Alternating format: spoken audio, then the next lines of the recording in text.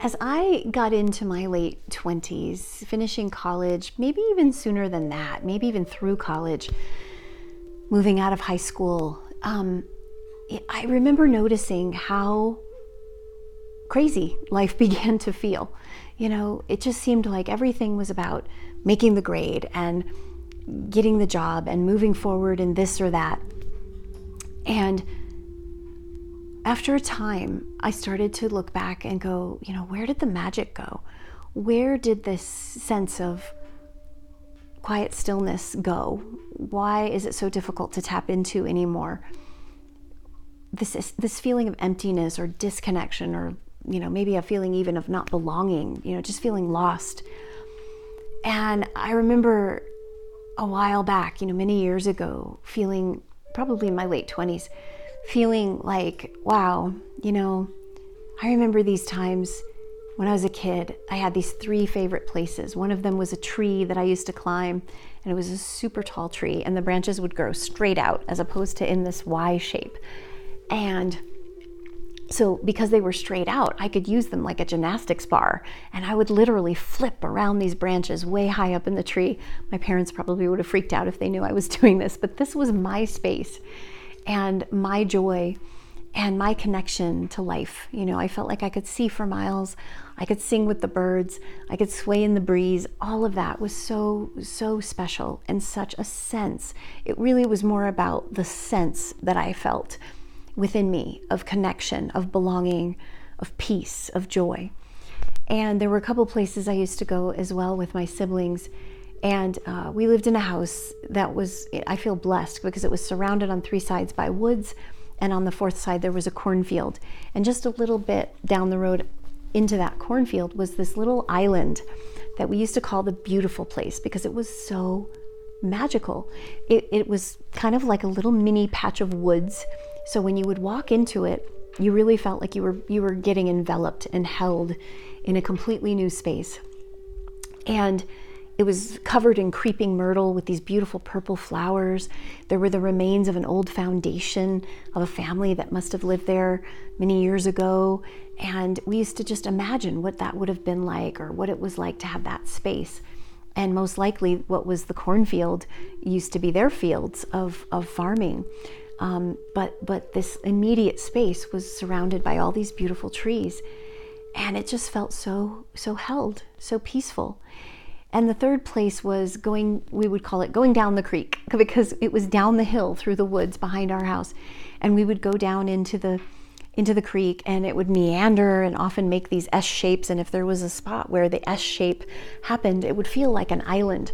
And there was one spot in particular where there were these felled logs or trees that had been dead for a long, long time, and we would climb on them, and they would be our horses, or they would be parts of our home, or ships that we were sailing. It didn't matter, but the imagination was just endless, and the creativity and the sense of adventure and the sense of pure joy and connection.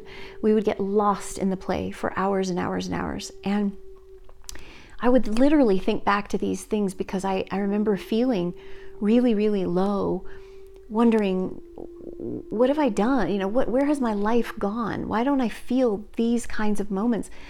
I know that I might not be riding tree trunks as horses anymore as an adult, but what about the magic? You know, where has the magic gone? And what I began to discover was, when I felt the magic the most was at this time of year and in this kind of space. This is my living room space. I heat my home with a wood stove. So when it gets cold and the nights grow longer, the days grow shorter, there's more darkness, I find myself able to recreate that magic. It's an incredible sense of connection and magic. I have different ways of doing it in the summertime. In the summertime, it might be, you know, a walk along a lake or something like that, a walk in nature. But this time of year, particularly after Halloween, and here we are on All Souls Day when I'm making this video, which is November 1st, it's this connection. It's like the veil begins to thin between this realm and other realms, and I feel a sense of connection to my ancestors, to those who have passed, to life itself. and I find myself better able to find quiet and stillness, even just with the lighting of a candle. And so often I will sit here in this cozy space with a cozy blanket, some candles, a journal. I'll journal, I'll drink a cup of tea. And I wanted to share this with you tonight because I feel like it's an example of how we can make choices to find that connection again. And whether it's sitting in a cozy space with a fire and some candles and a journal, or taking a nice nature walk, or soaking in an aromatherapy salt bath, which is another thing that I love to do, whatever your particular path is, journaling, that kind of thing, finding that stillness, finding that quiet is so, so important. And I invite you to play with how you can create that for yourself. Are you able to create a space for yourself, even just one little candle that can give you that sense of light and a reminder of the light within you that we can find in the darkest days of the year, the darkest time of the year? And tap into that, find that magic again. And particularly, I do love journaling. I don't journal all year round all the time. This time of year is when I tend to journal the most.